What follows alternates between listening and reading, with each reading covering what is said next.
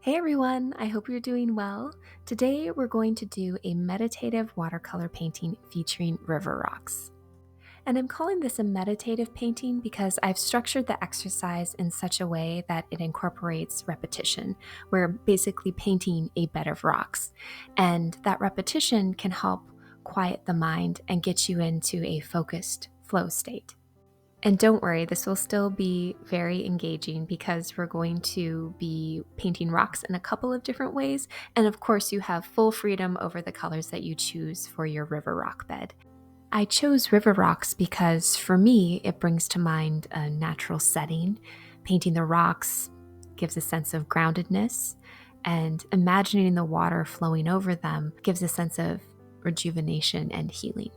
All right, so that's the exercise in a nutshell. Let's begin. For this exercise today, I'm using my trusty 140-pound watercolor paper. And I've got a few jars of clean, fresh water. And for the brushes today, I'm using a filbert brush that's kind of like a flat brush, but it has a rounded tip. It's great for creating soft edges. And then I've also chosen a couple of round brushes. The watercolor palette that I've chosen today is a smaller sized palette, but it's full of all these lovely earthy colors, which lends itself very well to river rock painting. I'll probably choose about 6 of those to work with because it'll help me stay focused on painting and not disrupt my flow by having to constantly make a bunch of different color decisions. I'm also going to use a metallic from this little palette just to add some fun detailing and give the whole painting a little sparkle. And finally, you'll want a paper towel or two handy because we'll be doing some color lifting to give the rocks some texture. All right, for the first part of this painting, we're going to be laying down some smooth river rocks. To do this, I'm loading my filbert brush with water and color, and I'm using long, smooth strokes to create these river rocks. And you'll also notice that I'm distributing the color pretty evenly because, again, I want a smooth appearance for this first layer that we're putting down. And you certainly don't have to have a filbert brush to do this. Like I said, I like to use the filbert because it gives some nice soft edges. But as long as you're doing long, smooth strokes and evenly applying the color, your stones are going to look smooth. You'll also notice that I'm not making perfectly oval or round shapes. Because these are natural elements, the less perfect they look, the better, actually. So don't get caught up in trying to make something look perfect. Just paint it until it looks done and move on. And that'll help you stay in your flow and not get hung up on any one particular element. The last thing I want to point out about this first layer is that this is intended to be like kind of the foundation and background of the piece. So I'm trying not to overlap the rocks too much at this point, and I just kind of want a loose covering of the paper with some white space in between. Okay, I'm going to add just a couple more rocks for this foundation, and then we can move on to the second layer. And for the second layer, we're going to paint our rocks a little bit differently. For the rocks on the second layer, I'm going to switch over to my larger round brush, and I'm taking some water and laying it down in kind of a loose rock shape. And then I'm tapping a couple of different colors into that pool of water. And notice that they kind of start intermingling in kind of natural, organic ways. And I can use my brush to kind of pull the color out, make the rock a little bigger, and shape it. And then once I'm kind of satisfied with the shape, I'm lifting the color. Let's do it again. I've laid down my water over here, and now I'm tapping in a couple of my colors. You can see them intermingling, and I'll kind of shape it with my brush until I'm satisfied with the general shape, and then I will lift the color with a paper towel. And if you lift more color than you want, just add some more in and keep painting until it's done.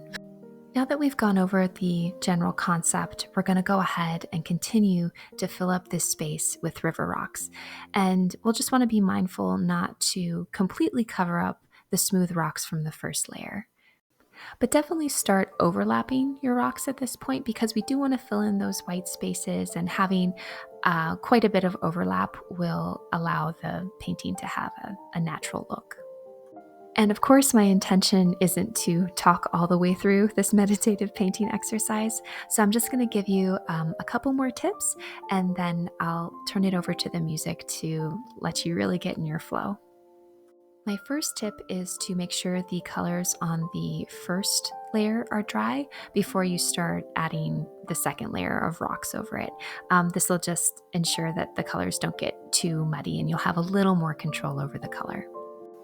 And my second tip is that when painting the rocks for the second layer, for an individual rock, you probably don't want to intermingle more than 3 colors. 2 is probably best if you want to feature those colors. But if you know more than that, and it starts to get muddy. So that's just something to keep in mind. But feel free to experiment. I mean, maybe you'll find something you really like. So just a couple of tips to help you along. And with that, I'm gonna let you get into a flow.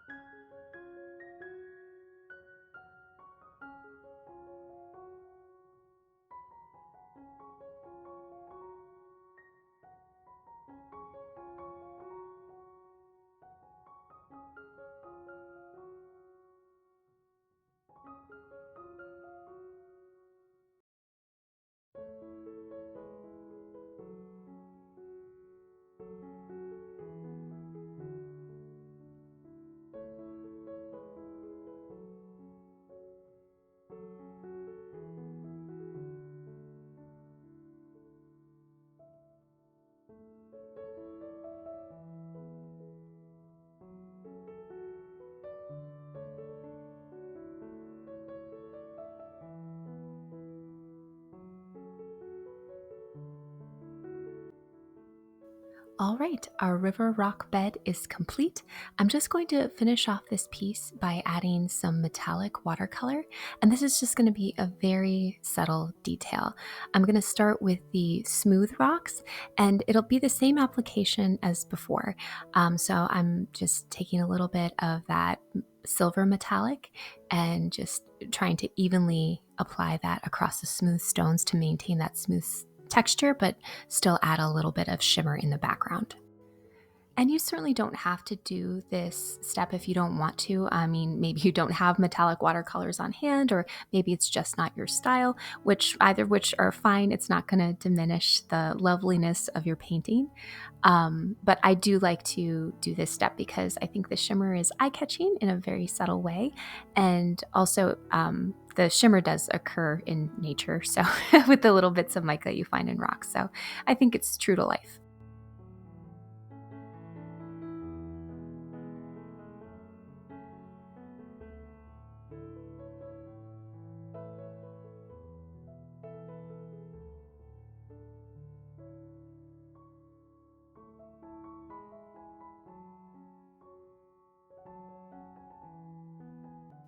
Now, when it comes to the second layer of rocks, I'm going to kind of dab on the metallic watercolor and use it as kind of like a highlighter along different textured areas. So just have fun with it. And yeah, but it's not going to be as smooth of an application because I want to bring out the texture of the second layer of rocks, which is a little bit rougher than the first layer. And while we're finishing up this piece, I just want to say thanks so much for joining me today. I hope this meditative watercolor exercise brought you a little peace and quiet today, or at the very least, you learned a couple of interesting ways to paint rocks.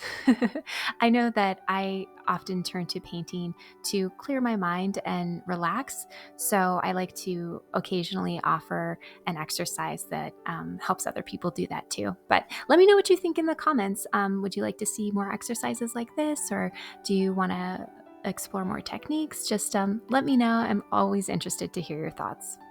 One final note that I'd like to make is that this piece took me about an hour to complete. I've sped up the video for your convenience because I know people are busy, but I wanted to give you the full effect of what this exercise entails. So if you find yourself short on time, but you'd still like to do a creative exercise, just use a smaller piece of paper. That way you can still give yourself that, you know, creative outlet you need to recharge and recenter and have fun, whatever it is you're looking for. But you can do it within a time frame that suits you. And with that, our river rock painting is complete. If you liked the video, go ahead and give it a thumbs up. And if you want to see more content like this, hit that subscribe button. Thanks again for creating with me today. Until next time, take care.